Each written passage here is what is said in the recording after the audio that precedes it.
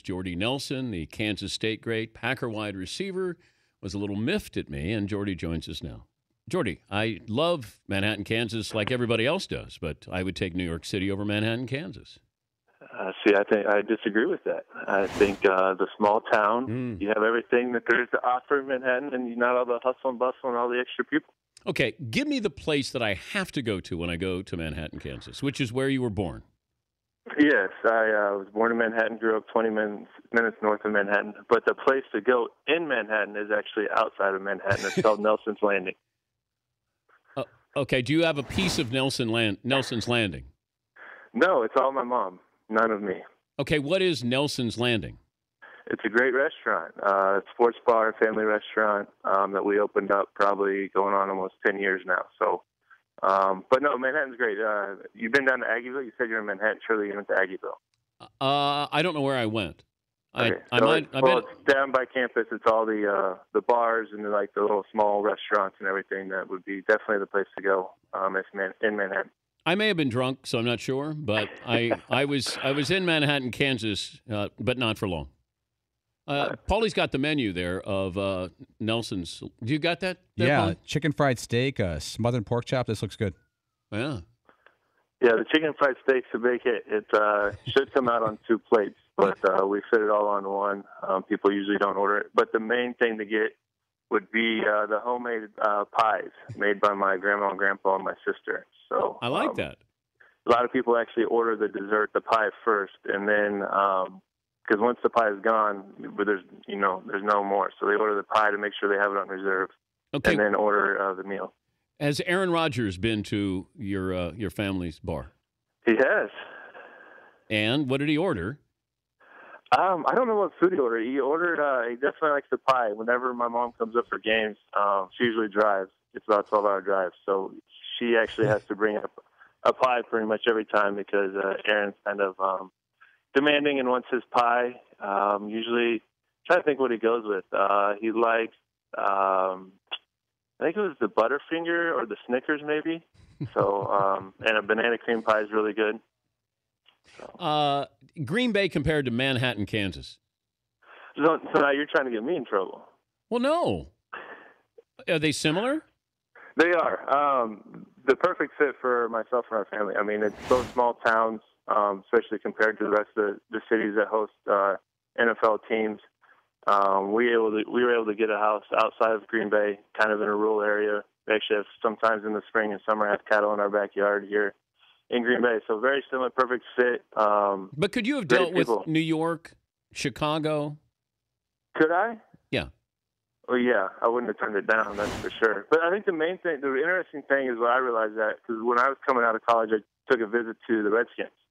And, their headquarters and everything are outside of D.C. in a smaller suburb. Still, obviously, probably bigger than Green Bay and Manhattan, but they're not, in the middle of D.C. on a daily basis. Then they go into town or into the city and play their games. Are you in Green Bay today? I am. What are you doing? Hanging out with the family. I got a 5-year-old son who goes to school 3 days a week, so we stay here year-round. So the snow is melting. It's in the 50s this week. I can actually see my yard. It's great. Is your 5-year-old son deceptively fast? When he wants to be. He actually has an issue of running really slow. He played t-ball this summer, and he would hit the ball and, lightly jog the first and, do the classic, look to the stands and see if mom's, videotaping or whatever. And I was helping coach, and he got to third base where I was coaching. And usually you're like, oh, nice job. You did really good. You're super fast. And then finally, after a couple of weeks, I'm like, dude, you are slow. You need to run faster. I can't keep encouraging this slow running.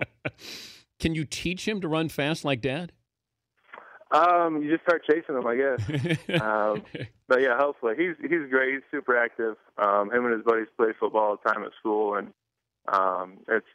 it's getting interesting because he's getting to the age now where he's starting to understand what obviously I do for a living, and and all his friends, talk about the Packers and the other guys on their team, and he knows Aaron and some other guys and Randall because they both came back to Kansas with us and some other guys. So but does your son want to be Randall or you or Aaron or?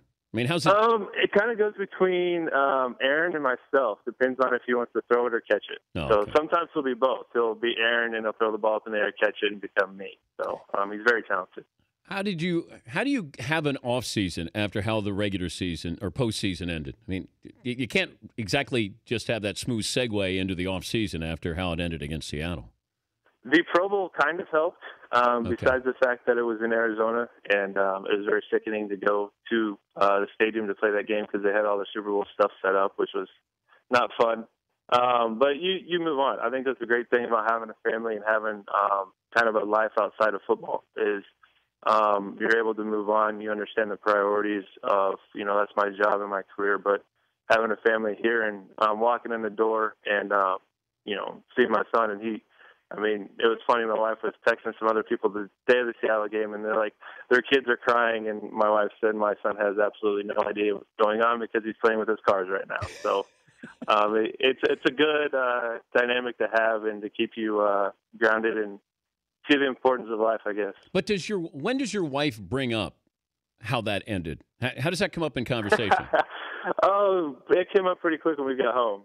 She felt that. I mean, she's a huge sports fan, and obviously she wanted to go to the Super Bowl and wants us to win as well. So it didn't take long. We discussed it, but there's a lot that happened in the game. Did you watch the Super Bowl? I did. Did you root for Seattle because they beat you? No. So you rooted for the Patriots because Seattle beat you? Maybe. Hey, well, have fun during the off season. I got a quick question. Who's on the helmet behind you? Let me see.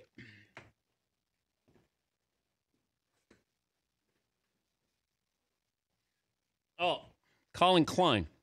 Okay. Yeah, he sent me the K-State helmet here. Yeah, absolutely. Third greatest player in K-State history. Yeah. Sproles, and then Klein, then you, right?